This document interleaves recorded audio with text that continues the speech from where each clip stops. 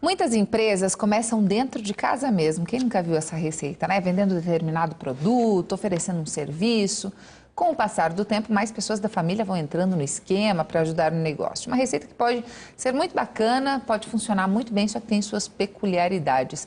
É sobre empresas familiares que a gente conversa hoje com o consultor Bernd Schep. Oi, Bernd, bom dia. Olá, bom dia a todos. Por exemplo, muitas vezes também o pai já herdou um negócio do avô e o filho está estudando, ou o pai abriu um negócio, o filho está estudando. Quando se formar esse filho, tem necessariamente que trabalhar nessa empresa familiar, porque são os negócios da família? Obviamente que não. E às vezes até desejável que não, porque na verdade o parente só deve trabalhar na empresa se ele tiver o talento suficiente e necessário para que ele possa ajudar a desenvolver a organização. E se tiver vontade também, né? E se quiser, né? Claro, muita gente prefere ser bailarino, cantor, sei lá, qualquer outra coisa na vida. Mas muitas vezes isso não é falado, só que gera-se uma expectativa. Não, porque quando meu filho se formar, a pessoa já vai crescendo com aquilo. Isso é altamente desejável, né? Eu mesmo sofri esse processo agora há 7 anos lá na minha organização e graças a Deus meu filho assumiu e foi muito bem. Então é possível sim que uma empresa familiar tenha sucessores dentro da família, mas isso não é obrigatório, até porque talento necessariamente você não transmite para o filho, né? O talento é uma coisa inerente de cada pessoa. E vocação também é uma coisa muito pessoal, Claro que né? sim, porque de repente o indivíduo quer fazer outro tipo de carreira, né? Eu conheço alguns que preferem fazer carreira internacional do que trabalhar dentro da organização. Já tem outros que entram na empresa, cumprem aqueles mínimos exigidos para que eles possam permanecer na empresa e tem um grande problema.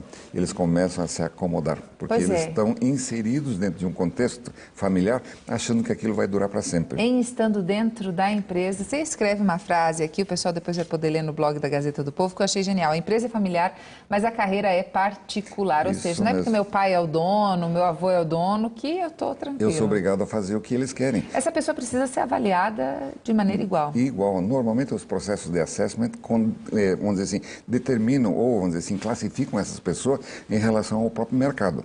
Você pode fazer em relação ao mercado, em relação às pessoas da própria organização e em relação ao cargo, fazer uma avaliação por competência, o que normalmente conduz o indivíduo ao nível de patamar dele. E aí ele determina para onde eu quero ir nos próximos 10, 20, 30 anos. E ele que define isso. Não é a família nem a empresa que deveria decidir isso. Isso também ocorre nas empresas profissionais, onde o indivíduo entra e deixa a carreira na mão da empresa. Um grave erro. Eu mesmo cometi esse erro durante 15 anos quando trabalhei numa multinacional. Em vez de eu me preocupar com a minha carreira, a empresa que fez a minha carreira evoluir de uma determinada forma. Que no meu caso até que deu certo, não foi errado, mas muitas vezes eu vejo a grande frustração das pessoas de terem deixado na mão de outros, mesmo da família, da empresa familiar ou de uma empresa não familiar, deixar a carreira na mão deles. Eles que definem para onde que eu devo ir. É um grave erro, porque gera lá na frente frustração, desespero. Olha, infelicidade é uma coisa horrível. Agora falando daquelas empresas menores mesmo, que muitas vezes não tem nem mão de obra suficiente, ou seja, era uma expectativa maior de que o filho venha a ser o sucessor ou venha colaborar. E às vezes a expectativa é até, mas eu estou pagando o teu estudo com o dinheiro da empresa, então eu espero que o mínimo que você faça quando se formar venha ajudar. Como essa relação não acabar desgastada e ser sincero o suficiente para que ambos saiam satisfeitos? Isso é quase uma chantagem, né, na verdade, né? Porque, na verdade, precisa fazer uma conversa muito adulta, tanto do pai e filho, ou avô e filho, coisa assim, uma conversa muito limpa, muito sincera, e provavelmente será melhor essa conversa se ela for assistida por um psicólogo, um coach, alguma coisa desse tipo, fazer com que, efetivamente, cada um coloque as suas expectativas na mesa e fazer com que essas pessoas possam avaliar e determinar se essa expectativa de um e de outro podem ser complementadas. Porque às vezes não podem, porque o indivíduo tem outra vocação, ele quer ser outra coisa, ele quer ser militar, ele quer ser piloto, quer ser qualquer outra coisa do que ficar naquela, e principalmente nas empresas pequenas, onde às vezes a renda não é suficiente para você poder alavancar efetivamente uma carreira de sucesso. Manter um filho que está ali naquele começo, né? Eu sei, porque eu mesmo tive esse problema, né? Quando o meu filho veio trabalhar comigo, ele teve uma redução importante no ganho dele, mas ele preferiu trocar isso aqui por ficar com a empresa mais tarde, né? E o papai ficou todo orgulhoso, claro né? Que sim, foi fantástico.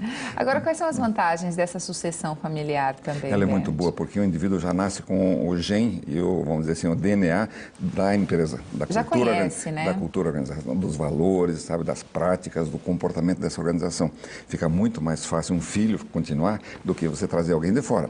As duas situações são válidas, mas é mais fácil, muito mais desejável que o filho entre e assuma efetivamente esse papel. Agora, esse filho entrando na empresa, vai começar, se formou, sei lá, fez administração e tal.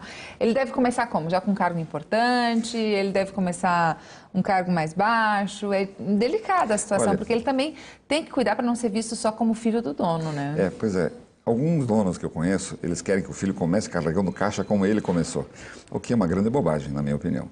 Né? Se o filho tem talento, se o indivíduo já estudou, passou na universidade, ele tem que, claro, ele deve passar por todas essas funções, todos esses trabalhos, para ele reconhecer o esforço e a dificuldade de cada uma dessas funções. Mas é difícil ser imparcial também, né? Mas nem deve ser. Mas também o indivíduo não deve chegar da universidade e receber a presidência.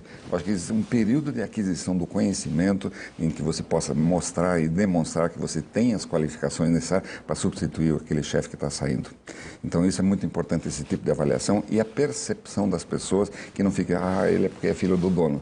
Não, ele é porque ele é competente. E o fato de você ser filho de um empreendedor não significa que você também não seja empreendedor, que você também não seja competente. Você pode ser exatamente essas duas coisas. E muitas vezes isso ocorre. Nós temos um cliente que está na terceira geração.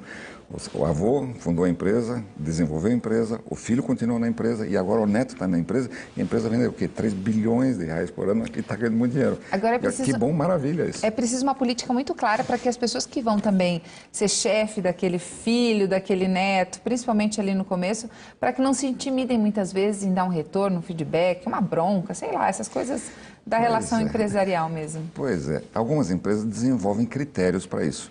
E o critério normalmente é usado de mercado. Quer dizer, se o meu filho vai exercer tal função, ele vai ser avaliado com pessoas que têm as qualificações para aquela mesma função. E ele só vai entrar lá se ele tiver. Se ele não tiver, ele não entra. E eu conheço muitas empresas desse jeito. E é muito bom que seja assim.